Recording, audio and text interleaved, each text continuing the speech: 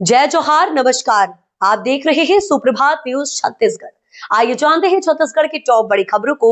इससे पहले छत्तीसगढ़ के कौन से जिले से न्यूज को कहां से देख रहे हैं, कमेंट में जरूर बताएं, साथ ही लाइक जरूर करें। खुशखबरी, साय कैबिनेट ने दुधारू पशु योजना में किया बड़ा बदलाव। छत्तीसगढ़ की राजधानी रायपुर में मुख्यमंत्री विष्णुदेव साय की अध्यक्षता में हुई कैबिनेट बैठक में कृषि और पशुपालन क्षेत्र को लेकर एक महत्वपूर्ण निर्णय लिया गया है। महानदी भवन मंत्रालय में आयोजित इस उच्च स्तरीय बैठक में साय कैबिनेट ने प्रदेश के पशुपालकों और ग्रामीण अर्थव्यवस्था को मजबूती देने के उद्देश्य से दुधारू पशु प्रदाय योजना में बड़े बदलाव को मंजूरी दी है। मंत्रिपरिषद की इस बैठक में दुधारू पशु प्रदाय संबंधी पायलट प्रोजेक्ट योजना के दायरे को बढ़ाने का निर्णय लिया गया। अब इस योजना के तहत छत्तीसगढ़ के समस्त सामाजिक वर्ग के हितग्राही लाभान्वित हो सकेंगे। छत्तीसगढ़ में लागू होगा यूनिफॉर्म सिविल कोड, रिटायर्ड जज की अध्यक्षता में बनेगी कमेटी। छत्तीसगढ़ में यूनिफॉर्म सिविल कोड लागू करने की तैयारी चल रही है। इसके लिए रिटायर्ड जज रंजना प्रकाश देसाई की अध्यक्षता में कमेटी बनाई जाएगी। ये कमेटी आम नागरिकों, संगठनों और एक्सपर्ट से सुझाव लेकर ड्राफ्ट तैयार करेगी, जिसे बाद में विधानसभा में पेश किया जाएगा। बुधवार को ही साय कैबिनेट की बैठक में फैसला लिया गया। बता दें कि इससे पहले सुप्रीम कोर्ट ने कहा था कि देश में समान नागरिक संहिता लागू करने का समय आ गया है। इस पर फैसला करना कोर्ट के बजाय संसद का काम है। मनमानी फीस वसूलने वाले निजी स्कूलों पर नकेल, सरकार ने कसी कमर। लोक शिक्षण संचालनालय छत्तीसगढ़ द्वारा निजी स्कूलों में फीस नियंत्रण को लेकर सख्त रुख अपनाते हुए एक महत्वपूर्ण निर्देश जारी किया गया है। निजी स्कूलों में फीस विनियमन नियमों के पालन हेतु छत्तीसगढ़ शासन के लोक शिक्षण संचालनालय ने प्रदेश के मान्यता प्राप्त निजी विद्यालयों में फीस विनियमन अधिनियम के प्रभावी क्रियान्वयन को लेकर कड़ा निर्देश जारी किया है। विभाग को लगातार शिकायतें मिल रही थी कि कई निजी स्कूल इस अधिनियम के तहत तय की गई प्रक्रियाओं का पालन नहीं कर रहे हैं, जिससे अभिभावकों पर आर्थिक बोझ पड़ रहा है और निजी स्कूल संचालकों के द्वारा मनमानी फीस ली जा रही है। रायपुर के इन इलाकों में रील बनाई तो होगी कार्यवाही। शहर में सड़कों पर लगाए गए स्पीडोमीटर अब लोगों के लिए मनोरंजन का जरिया बनते जा रहे हैं। लोग इन स्पीडोमीटर के सामने दौड़कर अपनी स्पीड माप रहे हैं और रील बनाकर सोशल मीडिया पर पोस्ट कर रहे हैं, जबकि इनका असली उद्देश्य गाड़ियों की रफ्तार पर नजर रखना और सड़क हादसों पर अंकुश लगाना है। कई वीडियो सामने आने के बाद रायपुर पुलिस ने सोशल मीडिया के जरिए सख्त चेतावनी जारी की है। रायपुर पुलिस ने लिखा, रील दावों, मेडल या हॉस्पिटल। मजाक हम नहीं बल्कि आप अपने जीवन के साथ कर रहे हैं। बीच सड़क पर दौड़ना अपनी और दूसरों की जान को जोखिम में डालना है। 35 दिनों तक गूंजेगी कथा। रायपुर में पहली बार महापुराण महोत्सव का आयोजन। छत्तीसगढ़ की राजधानी रायपुर में इस वर्ष पुरुषोत्तम मास के पावन अवसर पर एक भव्य और ऐतिहासिक धार्मिक आयोजन की तैयारी की जा रही है। पहली बार यहाँ 35 दिवसीय 4 महापुराण कथा महोत्सव का आयोजन किया जाएगा, जिसे लेकर श्रद्धालुओं में खासा उत्साह देखा जा रहा है। रायपुर प्रेस क्लब में आयोजित प्रेस वार्ता के दौरान प्रसिद्ध कथावाचक राधा रासबिहारी शरण महाराज ने इस आयोजन की विस्तृत जानकारी साझा की। उन्होंने बताया कि ये महोत्सव 11 मई से 15 जून 2026 तक आयोजित किया जाएगा। प्रदेश में अब यूरिया और खाद के लिए फार्मर आईडी अनिवार्य। आने वाले खरीफ सीजन में खाद खरीदने के लिए फार्मर आईडी को अनिवार्य कर दिया गया है। जिस किसान के पास फार्मर आईडी होगी उसे ही समितियों से यूरिया, पोटाश, डीपी आदि खाद मिलेगा। सिर्फ इतना ही नहीं, बिना आईडी के किसान बाजार से निजी दुकान में भी यदि खाद खरीदने जाएंगे तो दुकानदार का नाम, नंबर आदि दर्ज करेगा, तब जाकर वे खाद खरीद पाएंगे। इस नई व्यवस्था का मुख्य उद्देश्य सही किसानों तक सही मात्रा में खाद पहुँचाना है, ताकि अनियमित वितरण और ब्लैक मार्केटिंग को रोका जा सके। लक्ष्मी वर्मा संसद में महिला आरक्षण पर आवाज उठाएंगी। बलौदा बाजार में राज्यसभा सांसद लक्ष्मी वर्मा ने आज 16 अप्रैल से शुरू होने वाले संसद के विशेष सत्र में नारी शक्ति वंदन विधेयक पर महत्वपूर्ण बयान दिया है। मुख्यमंत्री विष्णुदेव साय ने उन्हें पत्र लिखकर इस ऐतिहासिक अवसर पर सक्रिय भूमिका निभाने का आग्रह किया था।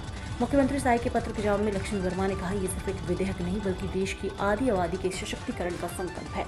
मैं संसद में पूरी ताकत से इसके पक्ष में अपनी आवाज उठाऊंगी।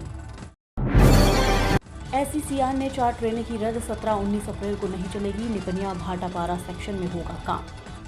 दक्षिण पूर्व मध्य रेलवे के रायपुर मंडल की निपनिया भाटापारा सेक्शन के निर्माण कार्य के चलते 4 ट्रेनों को कैंसिल कर दिया गया है। इस काम के चलते बिलासपुर रायपुर के बीच 17 और 19 अप्रैल को मेमू लोकल ट्रेनों का परिचालन बंद रहेगा। भीषण गर्मी में ट्रेनों के रद्द होने से यात्रियों की परेशानियां बढ़ जाएंगी। रेलवे प्रशासन का कहना है कि बिलासपुर जोन में तीसरी और चौथी लाइन के साथ ही इंफ्रास्ट्रक्चर डेवलपमेंट का काम तेजी से चल रहा है। इसी कड़ी में रायपुर मंडल के निपनिया भाटापारा सेक्शन बीच ही अंडरब्रिज का निर्माण किया जा रहा है। इसके लिए ट्रैफिक से पावर ब्लॉक लिया जा रहा है। इस वजह से कुछ यात्री गाड़ियों का परिचालन प्रभावित रहेगा। डिजिटल प्लेटफॉर्म पर होगी स्कूली शिक्षा की पढ़ाई। 3 से 8वीं तक AI पर नया course. CBSE central board of secondary education ने स्कूली शिक्षा को डिजिटल बनाने की दिशा में महत्वपूर्ण निर्णय लिया है। बोर्ड ने कक्षा 3वीं से 8वीं तक की कंप्यूटेशनल थिंकिंग और आर्टिफिशियल इंटेलिजेंस CTNI नाम से एक नया कोर्स लॉन्च किया है। इसका मुख्य उद्देश्य साल 2030 तक देश के हर छात्र को AI साक्षर बनाना है। शैक्षणिक सत्र 2026-27 से कक्षा 9वीं के लिए अब तक चल रहे आर्टिफिशियल इंटेलिजेंस के पुराने सभी कोर्स बंद कर दिए जाएंगे। धान खरीदी में 2.54 करोड़ का घोटाला, ऑनलाइन और भौतिक स्टॉक में बड़ा अंतर। जिले में धान खरीदी को लेकर बड़ा घोटाला उजागर हुआ है। जिले की हथनी कला धान खरीदी केंद्र में पदस्थ प्रभारी विक्रम सिंह राजपूत पर करीब 2.54 करोड़ के धान गबन का आरोप लगा है। मामले में सिटी कोतवाली थाना में एफआईआर दर्ज कर पुलिस ने जांच शुरू कर दी। बता दें कि जिला सहकारी केंद्रीय बैंक मर्यादित शाखा मुंगेली में पदस्थ पर्यवेक्षक भरतलाल कौशिक ने इस पूरे मामले की शिकायत दर्ज कराई है। उन्होंने लिखित आवेदन में आरोप लगाया कि आरोपी को द्वारा कुल 8,216.30 क्विंटल धान की हेराफेरी कर अमानत में खयानत की गई है, जिसकी कुल कीमत 2,54,70,530 है। वेदांता प्लांट हादसा, मृतकों के परिजनों को 35 लाख रुपए का मुआवजा। शक्ति जिले के सिंगीतराई स्थित वेदांता पावर प्लांट में मंगलवार दोपहर एक बड़ा हादसा हो गया, जब प्लांट के भीतर बॉयलर फटने से जोरदार विस्फोट हुआ। हादसे में 19 मजदूर की मौत हो गई और 26 मजदूर घायल हैं, जिनका इलाज जारी है। हादसे के बाद प्रदर्शन कर रहे लोगों से मिलने मौके पर प्लांट प्रबंधन सहित प्रशासनिक अधिकारी मौके पहुंचे। वेदांता प्रबंधन की ओर से मुआवजे का ऐलान किया गया। जानकारी के मुताबिक वेदांता प्रबंधन द्वारा हादसे के शिकार हुए मृतकों के परिजनों को 35 लाख रुपए और वहीं गंभीर रूप से घायलों को 15 लाख रुपए तक का मुआवजा दिया जाएगा। जनगणना कार्य के चलते 10 जून तक अवकाश प्रतिबंधित, कलेक्टर का आदेश जारी। जनगणना 2027 के महत्वपूर्ण राष्ट्रीय कार्य को सुचारू एवं समयबद्ध रूप से संपन्न कराने के उद्देश्य से कलेक्टर एवं प्रमुख जिला जनगणना अधिकारी नीलेश कुमार महादेव क्षीरसागर ने संबंधित अधिकारी कर्मचारी का अवकाश पर प्रतिबंध लगाने का आदेश जारी किया है। जारी आदेश के अनुसार जिले के सभी मास्टर ट्रेनर्स, फील्ड ट्रेनर्स, प्रागणकों, पर्यवेक्षकों तथा जनगणना कार्य में संबद्ध अधिकारी कर्मचारी का अवकाश 15 अप्रैल से 10 जून 2026 तक प्रतिबंधित किया गया है।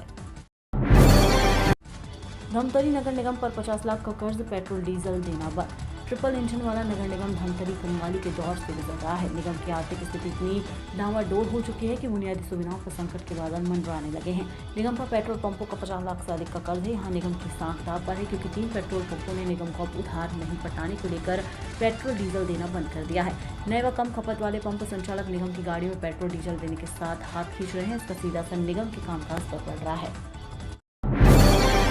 कांग्रेस को बड़ा झटका, जिला कांग्रेस कमेटी की महामंत्री ने दिया इस्तीफा। जहां देश की नारी शक्ति बंधन अधिनियम के तहत देश भर में 33% आरक्षण दिए जाने का निर्णय केंद्र सरकार ने लिया है और परिसीमन के बाद जगदलपुर विधानसभा में भी महिला सीट होने के कायज लगाए जा रहे हैं। इसी बीच बस्तर जिला कांग्रेस कमेटी की महामंत्री और कांग्रेस के गद्दावर महिला नेताओं में मानी जाने वाली नेत्री कमल जज ने अपने पद पर जिला महामंत्री से इस्तीफा दे दिया है। उन्होंने जिला अध्यक्ष को संबोधित पत्र में व्यक्तिगत कारणों का हवाला देते हुए पद छोड़ने की बात कही है। वेदांता प्लांट हादसा, सांसद ने सुरक्षा नियमों की अनदेखी का नतीजा बताया। छत्तीसगढ़ के शक्ति जिले के वेदांता पावर प्लांट हादसे में अब तक 17 लोगों की मौत हो चुकी है। विपक्ष ने इसे लापरवाही बताते सवाल उठाए। कांग्रेस ने जांच के लिए कमेटी बनाई और सरकार से उच्च स्तरीय जांच की मांग की है। पूर्व सांसद ज्योत्सना चरणदास महंत ने इस घटना को सुरक्षा नियमों की बार-बार अनदेखी का परिणाम बताया। उन्होंने याद दिलाया कि इससे पहले वेदांता के पूर्व प्लांट में चिमनी निर्माण के दौरान एक बड़ा हादसा हुआ था। धरसीवा में पेयजल संकट गहरा है, कलेक्टर से राहत की मांग। नल जल योजना शुरू होने के बाद भी नहीं मिला पानी।